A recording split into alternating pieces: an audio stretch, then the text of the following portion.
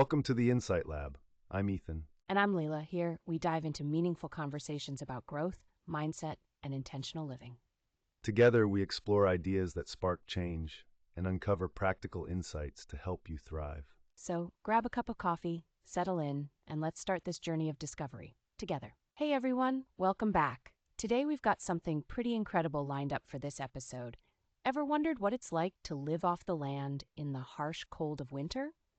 Well, we're diving into Winter Pasture by Li Juan. Oh, I love this one. It's not just a book, it's a journey into the life of Kazakh herders in the winter pasture of northern Xinjiang.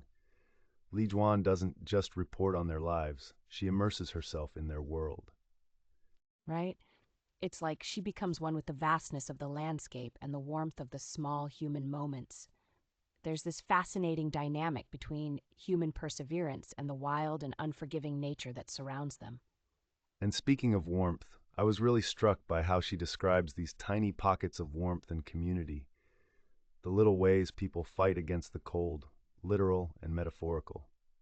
There's a powerful moment where a woman is waiting for the shepherd to return. She's preparing dinner, dressed heavily against the cold, and every evening they gather in their cramped, cold home, smiling and sharing a meal. It's this warmth that stands against the harsh reality of their environment. Exactly. And what about the scene where they transform the makeshift tents into a cozy home-like space? Li Juan initially dismisses it as just a temporary shelter, but then sees it through the eyes of the herders, who treat it as a home. Oh, that was beautiful. Just seeing Jarma, the 19-year-old daughter, meticulously decorate and organize their tent with such care, turning it into an oasis of warmth and familiarity. It speaks volumes about how we can find comfort and beauty even in the most unexpected places. And it reminds me of that time when Li Juan sees the rundown homes, or tiwaza, and thinks it's hopeless. But to the herders, it's just another challenge to overcome. They repair it within days, making it not only livable, but inviting. Yeah, and it's that attitude, the optimism and determination to not just make do, but to make it better, that really resonates. Whether it's fixing up a home or maintaining traditions, they show us that there's always another way to live. There's so much wisdom in that approach. It's kind of like what we often forget in the bustle of daily life, taking a step back, looking at what we have, and asking how we can find joy and contentment right here. And the part where they plan to sell a horse really hit me. The deal falls through because of a mere $100. But instead of lamenting, they just embrace the people and the experience, sharing food and stories. Right. For them, the enjoyment of community and hospitality surpasses a monetary exchange. When things don't go as planned, they shrug it off with a smile, focusing instead on the next opportunity.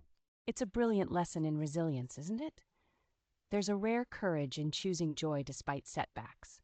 I loved how they continued with their daily lives, reading, sewing, and connecting, as if nothing had happened. For sure. There's this image of them under the solar lamp, sharing tasks and stories, and Li Juan feeling like she stepped into a vibrant oasis, not the middle of a harsh desert. And it circles back to that idea. It's not about having a smooth life, but finding hope and purpose in all its challenges. That's how they create their own happiness, bit by bit. Exactly. It's similar to that phrase, don't cry over spilled milk. Life throws curveballs, but the herders teach us to meet them with laughter and a can-do spirit. Li Juan's time with the herders, captured in Winter Pasture, is like a manual for living meaningfully amidst hardships, remembering that our attitude can literally transform our experience. 100%. Even if our lives are vastly different, the essence remains. Acknowledge the reality and still choose to infuse it with hope and joy. So here's to all of us, finding a way to live with joy and purpose, regardless of the circumstances. And maybe, just maybe, learning to appreciate the little oases in our own daily lives. Absolutely. And with that, let's embrace our own versions of Winter Pasture, wherever we are.